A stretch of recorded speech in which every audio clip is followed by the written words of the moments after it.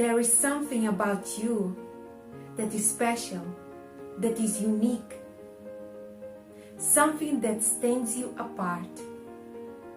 But this something may also be a source of great pain, as you may have been forced to hide that part of yourself, to suppress it in order to fit in order to be accepted, in order to be loved, in order to be considered normal. However, during this new moon, you may just find out that if you choose to embrace that part of yourself, this may become the source of your greatest strength, and it may be that very thing that may help you survive, and not just survive, perhaps even thrive. So stick with me, my friends, if you want to find out what is expecting you on these turbulent periods of this new moon eclipse on the 8th of April, effectuation a week before, a week after. Together with this new moon, we have also other important transits happening in the background that will color and flavor and assist this energy of the new moon and create amazing ripple effects in the days to come. That also will be important to mention, and I will also briefly speak about those transits and help you understand how all these aspects come together in this celestial event. This new moon will be conjuncting the planet Chiron, which is the planet that is connected with our greatest wounds and our deepest pains, wounds that are so deep that they maybe even go back to past lives, and they may be suppressed in ourselves to the point that we don't actually remember the origin of them. Many of us, we do have these wounds triggered in the first years of our lives when we are just teenagers or going through college, and we start understanding how life in society goes through, and these wounds may be triggered in those periods in our lives. We may be bullied, we may be attacked, we may be in situations that we are shamed or called upon certain characteristics of our personality. Either is the way we speak, either is the way we think, either is the way we express ourselves, or even the way we look. And these situations may trigger and reawaken those wounds in us, forcing us to suppress those characteristics, to hide them for fear of going through that wound again, or for fear of rejection.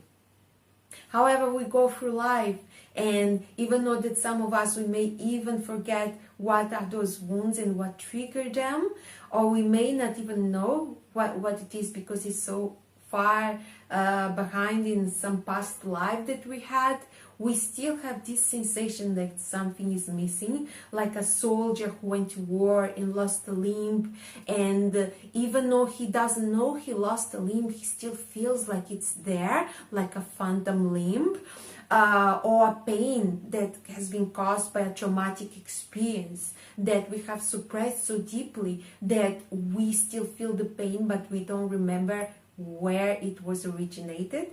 So this is how these Chiron wounds may play out, and this new moon may trigger that pain again and help you see where it comes from, in order for you to have the opportunity to heal this pain, to reintegrate it back in yourself, to also claim back those characteristics that you have suppressed and rejected. And you may just find out that those things are actually the source of your greatest strength, because Chiron ultimately in its higher power is the wounded healer, is Jesus Christ. And in order to help you to connect, to best connect with this energy, I want to tell you a story of Jesus Christ, but with different ending, so that you can understand how to best utilize this energy. So in my vision, I see Jesus crucified, bleeding out, suffering, in pain. I see him suffering. I don't feel his physical wounds, but I do feel his emotional wounds, and I hear his thoughts. I can see and hear what is going through his head while he's in that difficult position. And in his head, he's hoping to be saved. I do not see a man that is there because he wants to save us. I see a man who is there because he's hoping that someone, any one of the people he has helped, assist, guided, healed, would have mercy on him, would consider his life important enough for them to risk their own safety in order to protect him. However, in that very story, nobody ever comes, nobody ever saves him, nobody ever thinks that he's important enough for them to take the risk in order to fight for him. So he stays there days, hours in excruciating pain. But in this story, that man realizes that if he wants to be saved, if he wants to be loved, he must first love himself. And he uses his power to rip his hands out of the cross and his feet out of that pole, and he falls down from that cross, releasing himself. And once he hits the floor, his wounds start magically healing. And he is able to walk again. So where in your life, my friend, you are nailed to a cross, where in your life you are abdicating of your own power because you expect that somebody will see your value, somebody will love you, somebody will have mercy on you and accept you. Where in your life you are abdicating of your own strength in order to fit in, and you are hoping that that would be enough so that others could value you.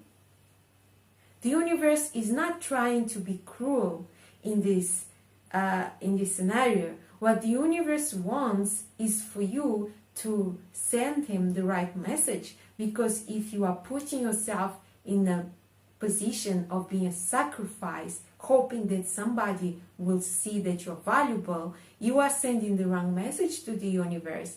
You are saying to the universe, I am not valuable, other people are.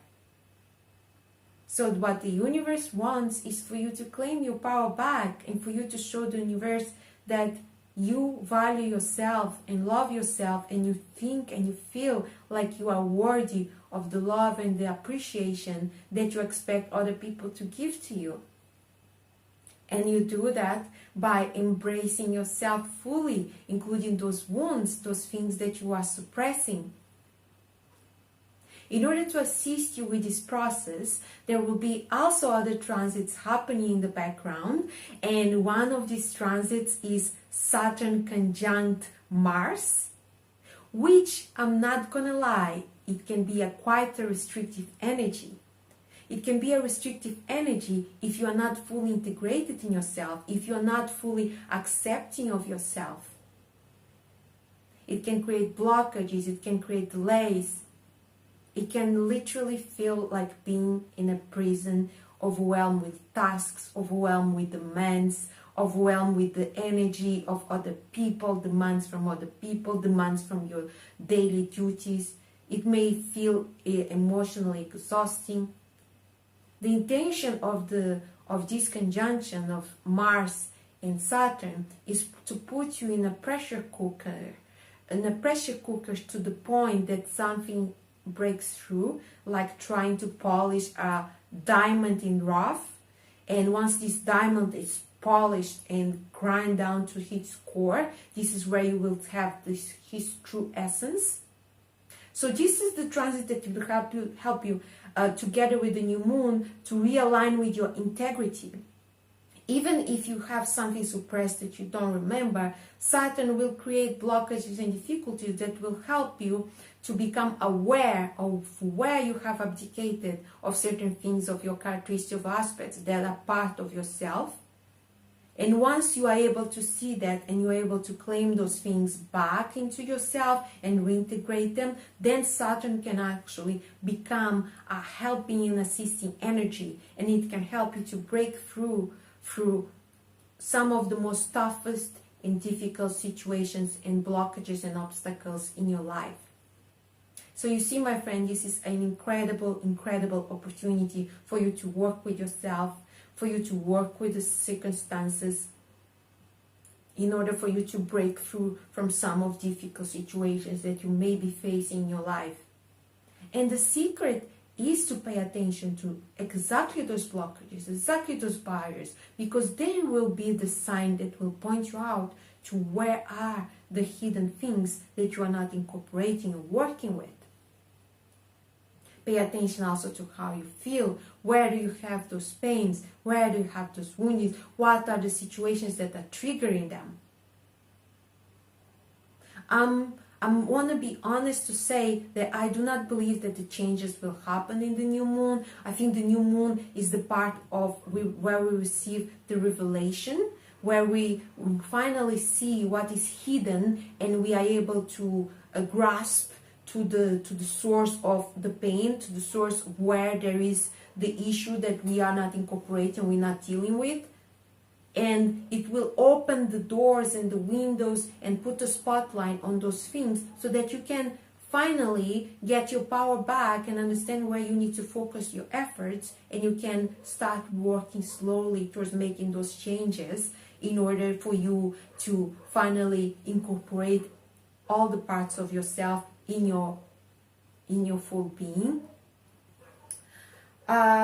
Together with this transit, as well, we have another transit that happens days before, in the beginning of the month. By the time of this update, you probably went already for this transit, but I still want to speak a little bit about it because I believe that we are still under its influence as well.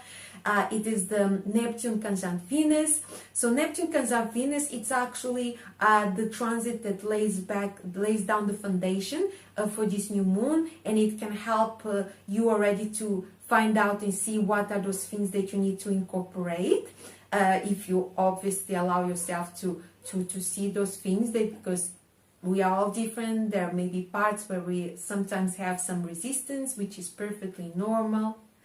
So the Venus Neptune conjunction will speak to us about our relationships, about the things we love in ourselves, in others, and it can help dissolve any illusions that we may have in regards to other people in our relationships, and it can help us to see them, to see the things for what they actually are, for what they are, and not for what we expect it to be. Many of us, we do have these illusions in our relationships. We stay in relationships with people not because of what they are, but what we expect them to be. And we keep on making those excuses and justifications to justify behaviors, instead of seeing the person for who they are and accepting where they are in the healing journey. And as soon as we are able to see that and accept that, we can align ourselves best in what we want from that relationship, and even if we want that relationship at all. It's important, my friends, to understand that trying to force an awakening and a healing process on somebody who is not ready for it, it's a very dangerous thing, because this person may see you as a threat to their own ego and to their own existence, because they may not be ready. It may not be part of their path yet. So it's not our job to heal or to awaken somebody forcefully. It's our job to give them the tools, show them the way, and let them make their own decisions. But many times we stay in relationships with people just trying to change them, or idealizing them and seeing them for something they are not, they are not, and hoping that they will change. And this transit can help you to dissolve those illusions and to be able to see the people in your life more clearly and to see yourself more clearly. Of course, there are people that will utilize this Neptune conjunct Venus energy in order to create more lies, in order to create more illusions, in order to try to fool and trick people into things that are not actually real, just for their own benefit, or just to keep on a story, a dynamic that is not real. However, with the Saturn-Mars conjunction, if there are people that are doing this, once the Saturn-Mars conjunction is ongoing, which is ongoing right now at this moment already, by the time of this forecast, these people will run into blockages, into delays, into a lot of difficulties, because Saturn, once again, it demands integrity. It demands that you are honest with yourself and that you're honest with people, especially with yourself. So if these illusions are not already dissipated during Venus and Neptune conjunction, when it comes to Mars and when I forgot about the planet. When it comes Mars and Saturn conjunction, then those illusions will finally be dissipated, and whatever lies and manipulations they may have been created before will now be called upon, and people will need to start taking responsibility for them. Otherwise, they will have to face a lot of probably problems and delays. And it's not all. I wish this would be all for this time in terms of transits and conjunctions. However, we do have another very powerful conjunction also happening in the background, also that will oscillate this new moon, and this one is a big one. It's happening in the sign of Taurus, the sign that is connected with our sources, connected with our relationships as well, the things that we consider that keep us safe, that keep us protected. And it is a conjunction of Jupiter and Uranus, and it is a conjunction that is not just for this new moon. It will be ongoing the next weeks to come, entire month, and also into the next month. And this conjunction may be life-changing for many of us. So even if we are resisting, and if they are part of ourselves that we are not aware, this conjunction may be the thing that ultimately makes something pivots in such a dramatic way that we have no other choice than to change and then to transform, even if we're not feeling like we're ready to. So the best is to take advantage and work of this new moon and start working with this energy. Start pinpointing what are those aspects, what are those wounds, what are those blockages that are happening, that are coming out for you, in order for you to start slowly taking those steps to make those changes yourself. However, if the universe decides to intercede on your favor, even if it's a difficult situation, be thankful, my friend, and believe me, the universe loves you, and it's all for your greatest good. So this is all for this forecast for the new moon in Aries. I hope this energy can assist you, my friend, in recovering those parts of yourself that you may have lost, in healing your wounded inner child, and to reconnect yourself with the essence of your soul and with your own true strength and power. Have a very, very blessed new moon, my friends. Much love.